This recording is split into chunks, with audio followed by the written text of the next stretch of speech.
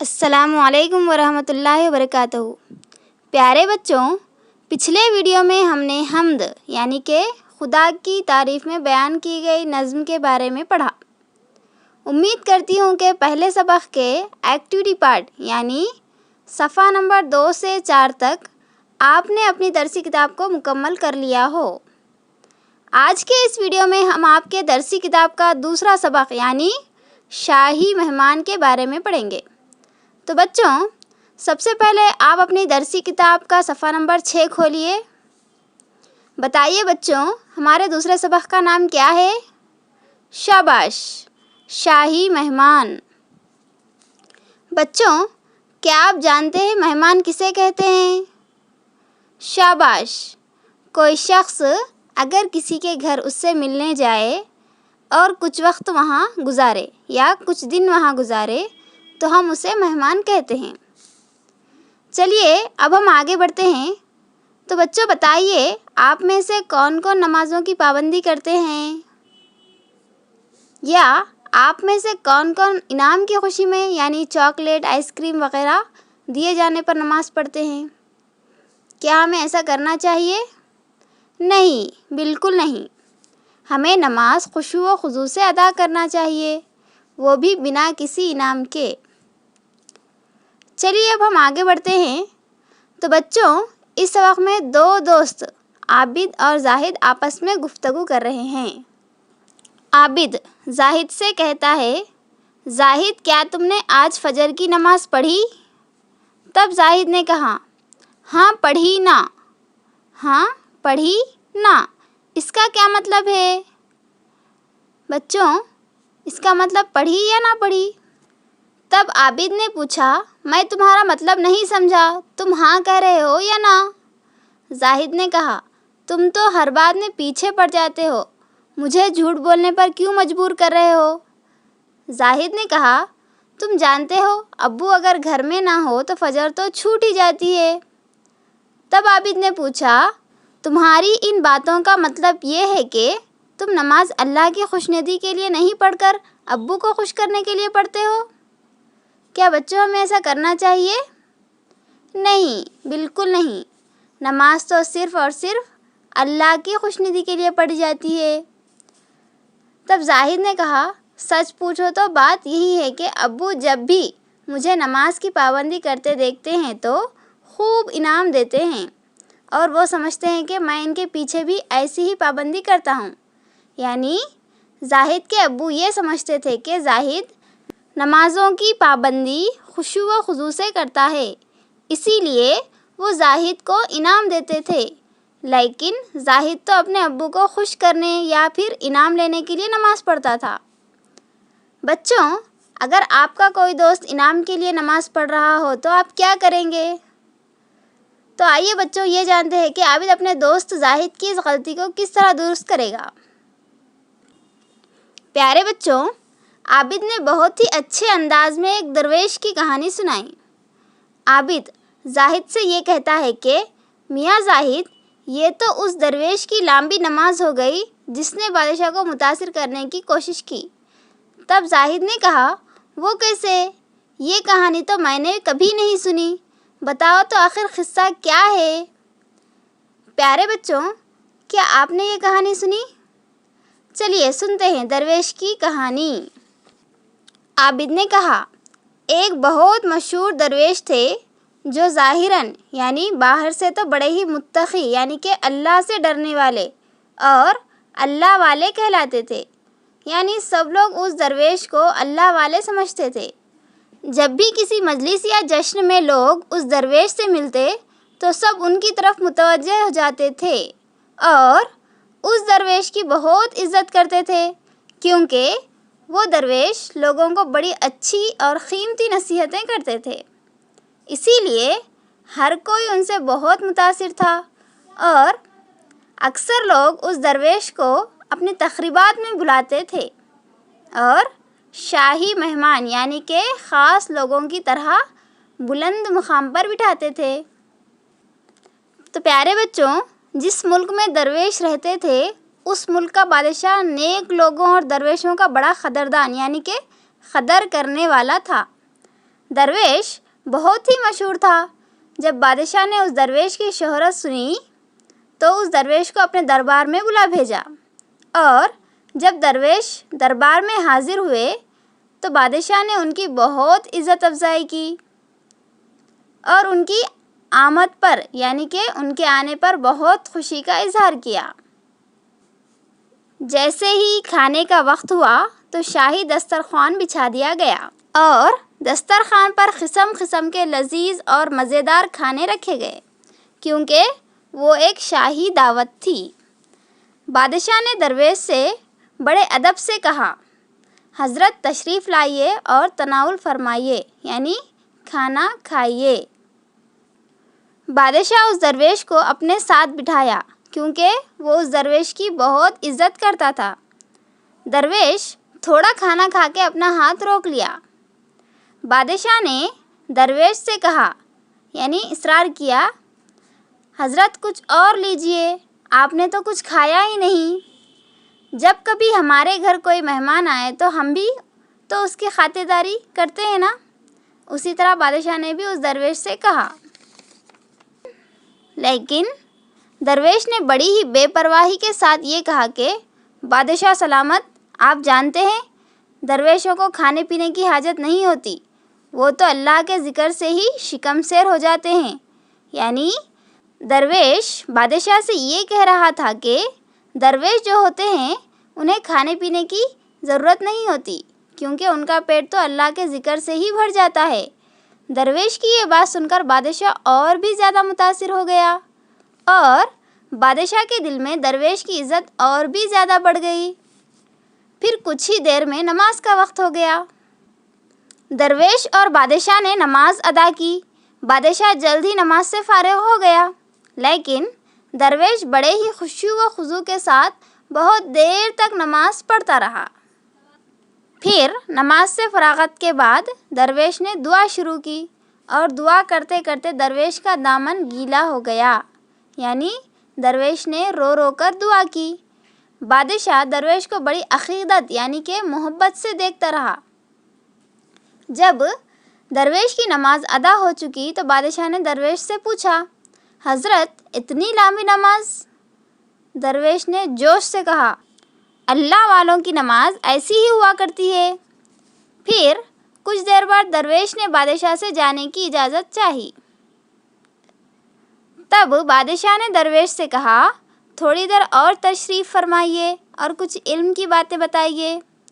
درویش نے بادشاہ سے کہا، اگر میں یہاں زیادہ دیر ٹھہر جاؤں گا تو میری عبادت میں خلل یعنی کہ عبادت میں رکاوٹ پیدا ہو جائے گی۔ جب درویش جا رہے تھے تب بادشاہ نے درویش کو کچھ تحائف یعنی تحفے دینا چاہا، لیکن درویش نے انکار کر دیا اور کہا، اللہ والے صرف اللہ کے محتاج ہوتے ہیں، یعنی کہ صرف اللہ سے کچھ لے سکتے ہیں اور انہیں دنیاوی چیزوں کی حاجت یعنی ضرورت نہیں ہوتی۔ درویش وہاں سے چلے گئے اور جب درویش اپنے گھر پہنچے تو بیوی سے بولے، نیک بخت، جلدی کھانا لا، مجھے بہت بھوک لگی ہے۔ پیارے بچوں، کیا آپ بتا سکتے ہیں درویش نے اپنی بیوی کو کھانا لانے کے لیے کیوں کہا؟ وہ تو شاہی دعوت میں کھا چکے تھے۔ تو چلیے آگے بڑھتے ہیں۔ درویش کی بات سن کر ان کا فرزند یعنی درویش کا بیٹا بولا، ابو جان، آج تو آپ شاہی مہمان تھے، یعنی شاہی دعوت میں خاص مہمان بن کر گئے تھے، کیا آپ نے وہاں کھانا شکم سیر نہیں کھایا؟ یعنی کہ کیا آپ نے وہاں کھانا پیٹ بھر نہیں کھایا؟ کس نے پوچھا؟ درویش کے بیٹے نے۔ درویش کا بیٹا بولا، آپ نے پیٹ بھر کیوں نہیں کھایا؟ کیا آپ کے داڑھ میں درد تھا یا پھر کھانا اچھا نہیں تھا؟ کیونکہ درویش کے داڑھ میں تو درد نہیں تھا اور تو کھانا بھی لذیذ اور مزیدار تھا۔ درویش نے کہا، نہیں برخوردار، کم کھانے کی وجہ یہ نہیں تھی، بلکہ اصل وجہ تو یہ تھی کہ بادشاہ کو متاثر کرنا تھا اور بادشاہ کے سامنے اپنی پرہیزگاری کا سکہ جمانا تھا۔ یعنی درویش لمبی نماز، دعا اور کم کھانا یہ سب بادشاہ کو خوش کرنے کے لیے اور بادشاہ کا بھروسہ جیتنے کے لیے کر رہا تھا، نہ کہ اللہ تعالیٰ کی خوشنودی کے لیے۔ درویش نے کہا، اسی لیے میں نے وہاں صرف 2-4 لقمے لیے اور ہاتھ روک لیا۔ درویش کے بیٹے نے کہا، ابو جان، کھانے کے بعد آپ کو نماز بھی دہرانی چاہیے۔ درویش نے حیرت سے پوچھا، وہ کیوں بیٹا؟ سعادت مند بیٹے نے کہا، جیسے آپ نے دکھانے کے لیے کم کھایا اور نماز لمبی پڑھی، یہ دونوں چیزیں بادشاہ کو متاثر کرنے کے لیے کی۔ ایسی دکھاوے کی نماز، عبادت وغیرہ سے لوگوں کو دھوکہ دیا جا سکتا ہے مگر اللہ کو نہیں، ہے نا؟ کیا ہمیں ایسے دکھاوے کی نماز پڑھنی چاہیے؟ نہیں، بالکل نہیں۔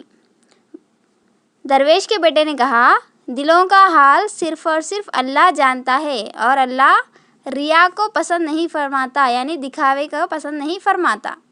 ریا شرک کا ایک حصہ ہے اور شرک سے ہمیں ہر حال میں بچنا چاہیے۔ درویش اپنے بیٹے کی یہ بات سن کر شرمندہ ہو گیا اور اس نے یہ عہد کر لیا، یعنی کہ اس نے یہ پکا ارادہ کر لیا کہ وہ آئندہ کبھی کوئی کام دکھاوے کے لیے نہیں کرے گا۔ تو بچوں، کیا ہمیں کوئی بھی کام دکھاوے کے لیے کرنا چاہیے؟ نہیں۔ زاہد نے یہ کہانی سننے کے بعد زاہد نے کہا، بھائی عابد، تمہارے اس واقعے سے یہ واضح ہو گیا کہ نماز کے ذریعے کس کو راضی کرنا ہے، ابو کو یا اللہ کو؟ بتائیے بچوں۔ شاباش، صرف اور صرف اللہ کو۔ زاہد نے آج یعنی کہ عہد کر لیا، میں بھی آج سے عہد کرتا ہوں کہ ابو گھر پر ہو یا نہ ہو، انشاءاللہ کبھی نماز نہ چھوڑوں گا اور ہر کام اللہ کی مرضی کے لیے کروں گا۔ جیسے درویش نے عہد کر لیا، اسی طرح زاہد نے بھی عہد کر لیا، یعنی کہ پکا ارادہ کر لیا کہ وہ بھی نماز صرف اور صرف کس کو خوش کرنے کے لیے پڑھے گا؟ شاباش، صرف اور صرف اللہ تعالیٰ کو خوش کرنے کے لیے پڑھے گا۔ ہمیں بھی صرف اور صرف اللہ تعالیٰ کو خوش کرنے کے لیے نماز پڑھنی چاہیے، نہ کہ کسی اور کو، نہ ہی کسی انعام کی لالچ میں، ٹھیک ہے؟ تو بچوں، یہ تھا ہمارا سبق شاہی مہمان۔ امید کرتی ہوں کہ آپ نے بہت اچھے سے سمجھ لیا ہے نماز کی اہمیت اور ہمیں نماز کس کو خوش کرنے کے لیے پڑھنی چاہیے۔ تو چلیے اب ہم آگے بڑھتے ہیں۔ یہاں آپ کو کچھ مشکل الفاظ دیے گئے ہیں صفحہ نمبر 9 پر۔ الفاظ و معنی۔ خوشنودی، خوشنودی کے معنی ہے راضی کرنا یا پھر خوش کرنا، کسی کو راضی کرنا یا پھر خوش کرنا۔ قدردان یعنی کہ قدر کرنے والا، جو قدر کرتا ہے اسے کہتے ہیں قدردان۔ جیسے کہ بادشاہ نے درویش کی قدر کی تھی تو بادشاہ قدردان تھا، قدر کرنے والے کو قدردان کہتے ہیں۔ اگلا ہے متقی، یعنی کہ اللہ سے ڈرنے والا۔ جو لوگ اللہ سے ڈرتے ہیں ہم انہیں متقی کہتے ہیں۔ نیکسٹ ہے عزت افزائی، یعنی کہ عزت بڑھانا۔ جیسے کہ درویش اپنی عزت افزائی کر رہا تھا، جہاں کہیں بھی جاتا تھا اپنی عزت افزائی کرتا تھا، یعنی لوگوں کو اچھی اچھی باتیں بتاتا تھا، اس لیے لوگ اس کی عزت کرتے تھے۔ چلیے اب آگے بڑھتے ہیں صفحہ نمبر 10 پر۔ تناول کرنا یعنی کہ کھانا کھانا۔ خشوع و خضوع یعنی کہ دل لگا کر، کوئی بھی کام دل لگا کر کرنے کو ہم کہتے ہیں خشوع و خضوع۔ خلل یعنی کہ کام میں رکاوٹ ڈالنا۔ جیسے درویش نے کہا تھا کہ اگر میں یہاں رک جاؤں گا تو میرے عبادت میں خلل پڑ جائے گی، یعنی کہ اس کی عبادت میں رکاوٹ پیدا ہو جائے گی۔ شکم سیر ہونا یعنی پیٹ بھر جانا۔ حاجت یعنی ضرورت۔ عقیدت یعنی محبت۔ محتاج یعنی ضرورت مند۔ سکہ جمانا یعنی اعتماد پیدا کرنا، کسی کو بھروسہ دلانا، کسی کا یقین جیتنا۔ تو بچوں، یہ تھے مشکل الفاظ۔ ان مشکل الفاظ کو آپ اچھے سے پڑھیے اور ان کی مشق کیجیے۔ چلیے اب ہم آگے بڑھتے ہیں۔ تفہیم یعنی ان سوالات کے جوابات لکھیے، سیکنڈ بیٹ۔ پہلا سوال ہے، درویش کے بارے میں لوگوں کا کیا خیال تھا؟ بتائیے بچوں۔ تو جواب ہے، درویش کے بارے میں لوگوں کا یہ خیال تھا کہ درویش بڑے ہی متقی اور اللہ والے تھے۔ لوگ ان کی بڑی عزت کرتے تھے، ہر کوئی ان سے بہت متاثر تھا۔ اکثر لوگ انہیں اپنی تقریبات میں مدعو کرتے اور بلند مقام پر بٹھاتے تھے۔ دوسرا سوال ہے، درویش نے بادشاہ کو متاثر کرنے کے لیے کیا کیا؟ تو جواب ہے، درویش نے بادشاہ کو متاثر کرنے کے لیے شاہی دسترخوان پر 2-4 لقمے لیے اور ہاتھ روک لیا اور لمبی نماز ادا کی۔ تیسرا سوال ہے، درویش نے گھر پہنچ کر اپنی بیوی سے کیا کہا؟ تو جواب ہے، درویش نے گھر پہنچ کر اپنی بیوی سے کہا، نیک بخت، جلدی کھانا لا، مجھے بہت بھوک لگی ہے۔ تو بچوں اگلا سوال ہے، ریاکاری کے بارے میں درویش کے بیٹے نے کیا کہا؟ جواب، درویش کے بیٹے نے یہ کہا کہ ایسی دکھاوے کی نماز اور عبادت سے لوگوں کو دھوکہ دیا جا سکتا ہے مگر اللہ کو نہیں۔ دلوں کا حال اللہ جانتا ہے اور ریا کو پسند نہیں فرماتا۔ ریا شرک کا ایک حصہ ہے اور شرک سے ہمیں ہر حال میں بچنا چاہیے۔ 5واں سوال ہے، درویش نے کیا عہد کیا؟ درویش نے عہد کیا کہ آئندہ کبھی کوئی کام دکھاوے کے لیے نہیں کرے گا۔ تو بچوں الحمدللہ ہم نے مشکل الفاظ اور سوالات کے جوابات مکمل کر لیے ہیں۔ چلیے اب ہم آگے بڑھتے ہیں بٹ نمبر 3 پر۔ یہاں پر آپ کو آؤ غور کریں، یعنی بٹ نمبر 3 میں نیچے دیے گئے جدول سے واحد اور جمع الگ لکھیے۔ یہاں آپ کو واحد اور جمع دیے گئے ہیں، جہاں پر آپ کو واحد الگ لکھنا ہے اور جمع الگ۔ تو پہلا ہے تقریبات، یہ واحد ہے یا جمع؟ جمع، تو اس کو جمع میں لکھیے تقریبات۔ اس کے بعد ہے باتیں، یہ واحد ہے یا جمع؟ شاباش، جمع، تو اس کو جمع میں لکھیے باتیں۔ حاجتیں، یہ واحد ہے یا جمع؟ شاباش، جمع، تو اسے جمع میں لکھیے حاجتیں۔ نمازیں، یہ واحد ہے یا جمع؟ جمع، تو اسے لکھیے جمع میں۔ تحائف، یہ بھی جمع ہے، اسے لکھیے جمع میں۔ دھوکے، یہ بھی جمع ہے، اسے لکھیے جمع میں۔ تقریبات، تقریبات کا واحد ہوتا ہے تقریب، تقریب لکھیے واحد میں۔ باتیں، باتیں کا واحد ہوتا ہے بات، اسے لکھیے واحد میں۔ حاجتیں، حاجتیں کا واحد حاجت، حاجت لکھیے واحد میں۔ نمازیں، نمازیں کا واحد نماز، نماز لکھیے واحد میں۔ تحائف، تحائف کا واحد ہوتا ہے تحفہ، تحفہ لکھیے واحد میں۔ دھوکے، دھوکے کا واحد ہوتا ہے دھوکہ، دھوکہ لکھیے واحد میں۔ یہ تھے واحد اور جمع، یعنی کہ کسی ایک چیز کو ہم واحد کہتے ہیں اور ایک سے زیادہ کو جمع، جیسے کہ تحفہ، تحفے، دھوکہ، دھوکے۔ بات، باتیں، تقریب، تقریبات، حاجت، حاجتیں، نماز، نمازیں۔ ٹھیک ہے، یہ تھے واحد اور جمع۔ چلیے اب ہم آگے بڑھتے ہیں صفحہ نمبر 11 پر۔ یہاں صفحہ نمبر 11 پر آپ کو آؤ پڑھیں، یعنی چوتھی بٹ میں مندرجہ ذیل جملے کس نے کہے لکھیے۔ یہاں کچھ جملے دیے گئے ہیں جو آپ کو سبق میں کس نے کہے وہ لکھنا ہے۔ تو نمبر 1 ہے، زاہد کیا تم نے آج فجر کی نماز پڑھی؟ یہ کس نے پوچھا تھا زاہد سے؟ شاباش، عابد نے، تو آنسر لکھیے عابد۔ دوسرا ہے، وہ کیسے، یہ کہانی تو میں نے کبھی نہیں سنی، یہ کس نے کہا تھا؟ کہانی کس نے سنائی اور کس کو سنائی؟ عابد نے زاہد کو، تو کس نے کہانی نہیں سنی تھی؟ زاہد نے، تو یہ جملہ کس نے کہا؟ زاہد نے، جواب لکھیے زاہد۔ تیسرا ہے، حضرت تشریف لائیے اور تناول فرمائیے، یہ کس نے کہا تھا؟ ویری گڈ، بادشاہ نے۔ کس سے کہا؟ درویش سے۔ تو جواب لکھیے بادشاہ۔ چوتھا ہے اللہ والوں کی نماز ایسی ہی ہوا کرتی ہے، یہ کس نے کہا تھا؟ درویش نے۔ Very good. اور کس سے کہا؟ بادشاہ سے۔ تو جواب لکھیے درویش۔ پانچواں ہے ابو جان آج تو آپ شاہی مہمان تھے، یہ کس نے کہا؟ ویری گڈ، درویش کے بیٹے نے۔ تو جواب لکھیے درویش کے بیٹے یا درویش کا بیٹا۔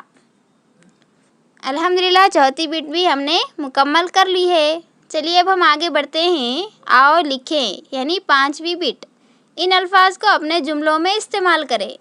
یہاں آپ کو کچھ الفاظ دیے گئے ہیں جن کو جملوں میں استعمال کر کے لکھنا ہوگا۔ تو پہلا ہے نماز۔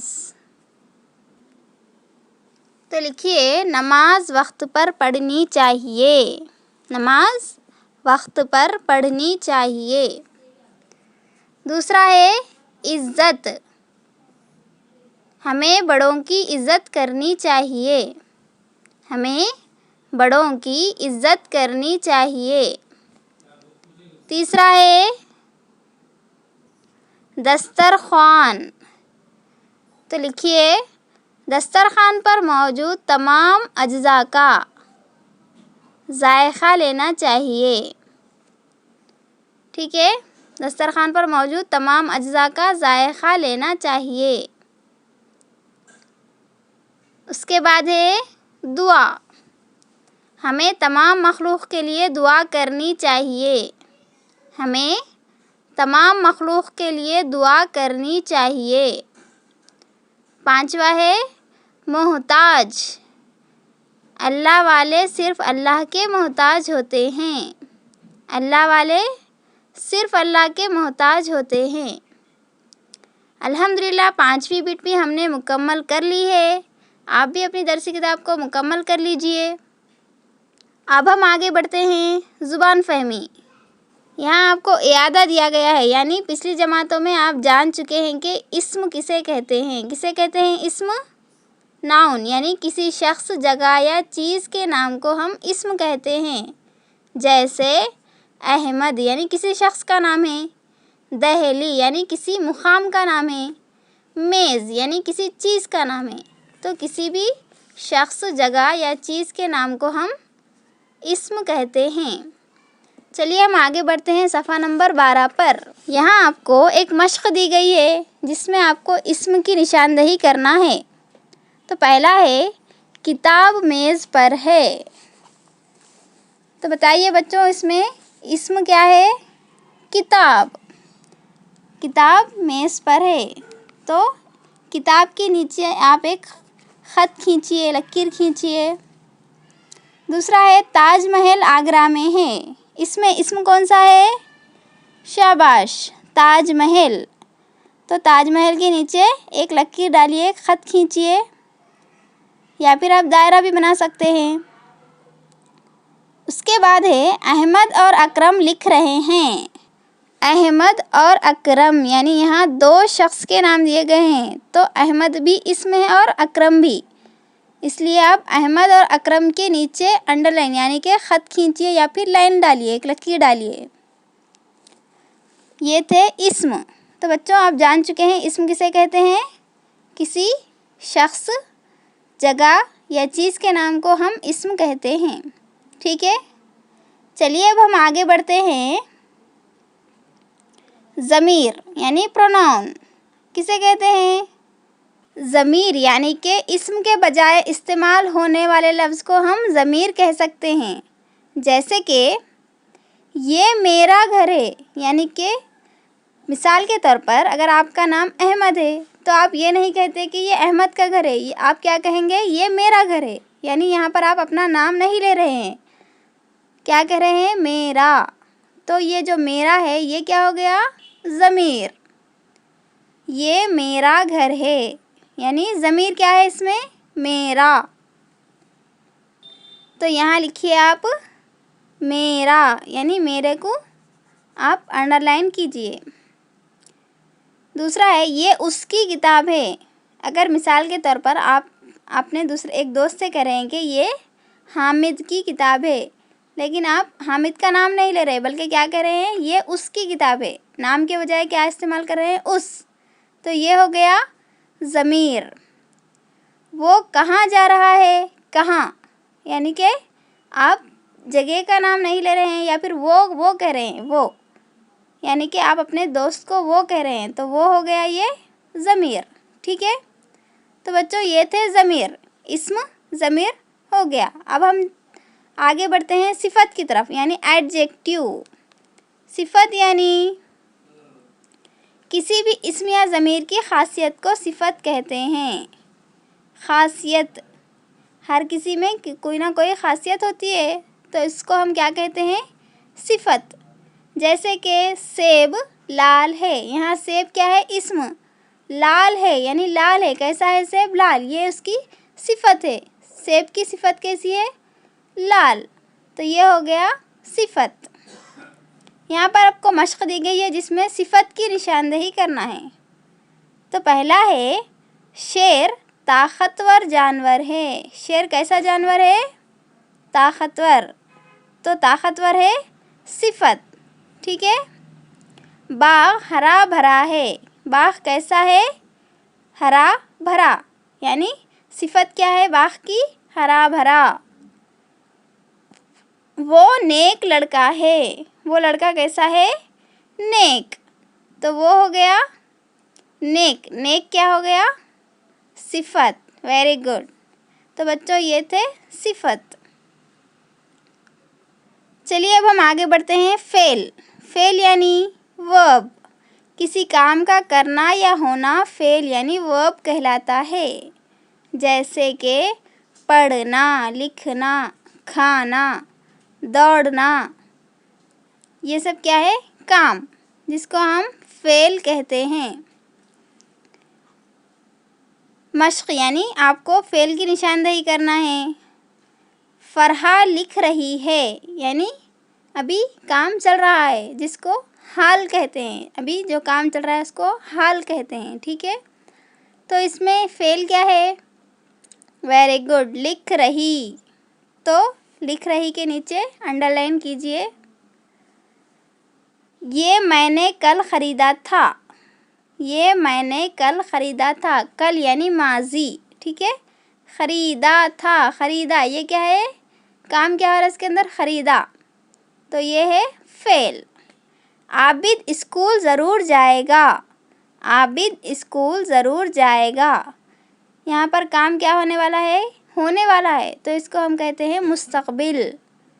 جائے گا، یہ ہے فعل.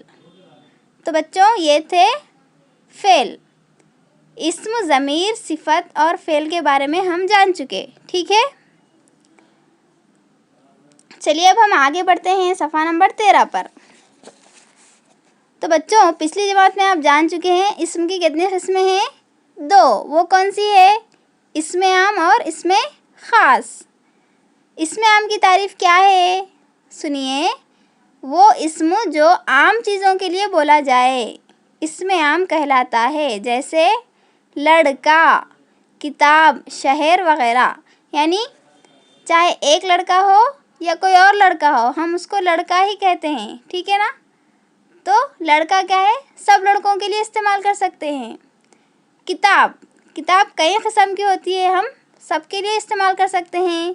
جیسے کہ آپ کی اردو کی کتاب، تیلگو کی کتاب، انگلش کی کتاب، یہ سب کیا ہے، ایک کامن ہے، یعنی اسم عام ہے جو سب کے لیے استعمال کیا جا سکتا ہے. شہر یعنی کہ کئی شہر ہے، بھینسا، حیدرآباد، نرمل، نظام آباد، ان سب کو ہم صرف شہر کہتے ہیں، سب کے لیے استعمال ہوتا ہے. تو یہ ہے اسم عام. ٹھیک ہے نا. تو چلیے اب ہم آگے بڑھتے ہیں اسم خاص کی طرف. تو بتائیے اسم خاص کسے کہتے ہیں، وہ اسم جو خاص چیزوں کے لیے بولا جائے اسم خاص کہلاتا ہے. جیسے کسی لڑکے کو بلانا ہے تو آپ صرف اسی لڑکے کا نام لے رہے ہیں، جیسے فراز. کسی ایک ہی لڑکے کا نام اگر لینا ہے تو اسے ہم کہتے ہیں فراز. یعنی کہ آپ اپنے دوست کو بلا رہے ہیں، نہ کہ تمام لڑکوں کو. تو آپ صرف اپنے دوست کا نام لیں گے، اسے کہتے ہیں اسم خاص۔ جیسے یہاں پر دیکھیے کتاب، کئی کتابیں ہوتی ہیں، آپ صرف ایک ہی کتاب کا نام لے رہے ہیں، کسی پرٹیکولر چیز کا نام لے رہے ہیں۔ قرآن، یہ کیا ہے؟ اسم خاص ہے۔ قرآن کیا ہے؟ ایک خاص کتاب ہے، اس لیے ہم صرف قرآن بول رہے ہیں، تو یہ ہے اسم خاص۔ تمام شہروں کے نام نہیں لے رہے بلکہ ہم صرف ایک شہر کا نام لے رہے ہیں، دہلی، تو یہ ہو گیا اسم خاص۔ ٹھیک ہے، اسم خاص اور اسم عام کی تعریف تو آپ سن چکے ہیں، امید ہے کہ آپ کو بہتر طور پر یعنی بہتر انداز میں سمجھ چکے ہوں گے آپ سب۔ بچوں، عابد اور زاہد کے درمیان جو گفتگو ہوئی اسے آپ بھی ایک مرتبہ دہرائیے، آپ اپنے دوست کے ساتھ اسے ایک مرتبہ دہرائیے، ٹھیک ہے؟ چلیے اب ہم آگے بڑھتے ہیں۔ یہاں آپ کو ایک منصوبہ بند کام دیا گیا ہے یعنی پروجیکٹ ورک دیا گیا ہے، جس میں آپ کا منصوبہ بند کام یہ ہے کہ اسم، صفت اور فعل کی مثالوں سے متعلق دو تصاویر اپنی بیاضوں میں چسپاں کریں اور ان کی تعریفات زبانی سنائیں، یعنی ایسی دو تصویر لیں جس میں آپ کو اسم، صفت اور فعل نظر آئے۔ مثال کے طور پر اسم کسے کہتے ہیں ہم؟ یہاں پر ہے تاج محل، یہ بھی ایک اسم ہے۔ آپ ایک اور تصویر لگائیے، ایسے ہی کوئی دو تصویر لیجئے، ان کے نام لکھیے، وہ ہوگا اسم۔ صفت میں آپ کو کرنا ہوگا جیسے کہ یہاں پر دیا گیا ہے شیر طاقتور جانور ہے، باغ ہرا بھرا ہے، ایسے ہی کوئی دو تصویر لیجئے اور اسے اپنی ہوم ورک بک میں چسپاں کریں یعنی پیسٹ کریں۔ اور ہے فعل، یہاں پر آپ کو دیا گیا، دیکھیے فرحہ لکھ رہی ہے، یہاں پر آپ کو ایک لڑکی لکھتی ہوئی نظر آ رہی ہے، یعنی ایسی دو تصویر لیجئے جس میں کوئی کام کر رہا ہو، کوئی کسی کے کام کے کرنے کا اظہار ہو رہا ہو، ٹھیک ہے؟ یہ ہے آپ کا منصوبہ بند کام یعنی پروجیکٹ ورک۔ آگے دیکھیے تشخیص، یعنی ٹی وی پر آپ کا پسندیدہ پروگرام آ رہا ہو اور نماز کا وقت ہو جائے تو آپ کیا کریں گے؟ ٹی وی دیکھیں گے یا نماز پڑھیں گے؟ بالکل، ہمیں کیا کرنا چاہیے؟ پہلے نماز ادا کر لینی چاہیے، ٹھیک ہے؟ نماز صرف اور صرف وقت پر ادا کریں گے تو ہی ہمیں زیادہ ثواب ملے گا، ٹھیک ہے نا؟ اور اللہ بھی ہم سے خوش ہو جائے گا۔ تو بچوں، یہ سبق تھا آپ کا شاہی مہمان۔ تو شاہی مہمان یعنی کہ مہمانوں کی کیسی خاطرداری کرے آپ اچھے سے جانتے ہیں، ٹھیک ہے نا؟ آپ جان چکے ہیں مہمانوں کی کس طرح خاطرداری کرنی چاہیے۔ جب کبھی آپ کے گھر مہمان آئے تو آپ ان کے ساتھ بہت اچھے سے پیش آنا چاہیے، ان کی اچھی سے خاطرداری کرنا چاہیے، انہیں سب سے پہلے سلام کرنا چاہیے، انہیں بیٹھنے کے لیے کہنا چاہیے، پھر ان کے لیے کھانے پینے کا انتظام کرنا چاہیے اور ان کی اچھے سے خاطرداری کرنا چاہیے، انہیں بیٹھ کر اچھے سے بات کرنی چاہیے، ٹھیک ہے؟ انہیں نظر انداز بالکل نہیں کرے۔